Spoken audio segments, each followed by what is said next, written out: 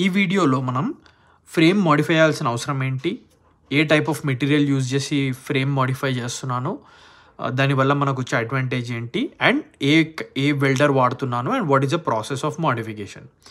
So బేసిక్గా first thing ఏంటంటే, ఈ బైక్కి గ్యాస్ ట్యాంక్ సీట్ కింద ఉంది. ఇప్పుడు దాన్ని పైకి తీసుకురావాలంటే ఒక సపోర్ట్ బార్ వెల్డ్ చేయాలి.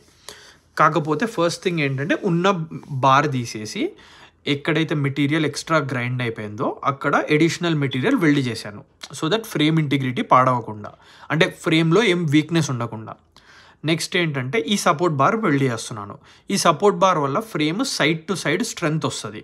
మనం ఫస్ట్ 2 బార్స్ తీసేసాం కదా, సైడ్ టు సైడ్ బార్స్, దానికి కాంపన్సేటరీ యాక్షన్ అనమాట ఇది. నెక్స్ట్ ట్యాంక్ మౌంట్ చేయడానికి 2 స్టడ్స్ ఇన్స్టాల్ చేశాను. దాని తర్వాత మనం ఏ బార్ పడితే ఆ బార్ వాడలేము. ఒక స్పెసిఫిక్ టైప్ ఆఫ్ మెటీరియల్ ఉంటుంది మోటార్ సైకిల్ ఫ్రేమింగ్కి, దాన్ని డామ్ స్టీల్ అంటారు. సో డామ్ స్టీల్ అడ్వాంటేజ్ ఏంటంటే, దాంట్లో 360 డిగ్రీస్లో ఎక్కడ వీక్నెస్ ఉండదు బార్కి. దానివల్ల మోటార్ సైకిల్ ఎక్స్పీరియన్స్ చేసే డిఫరెంట్ పాయింట్స్ ఆఫ్ స్ట్రెస్ మన ఫ్రేమ్ ఇంటిగ్రిటీని పాడు చేయదు, అంటే ఫ్రేమ్ కొలాప్స్ అవ్వదు బేసిక్గా.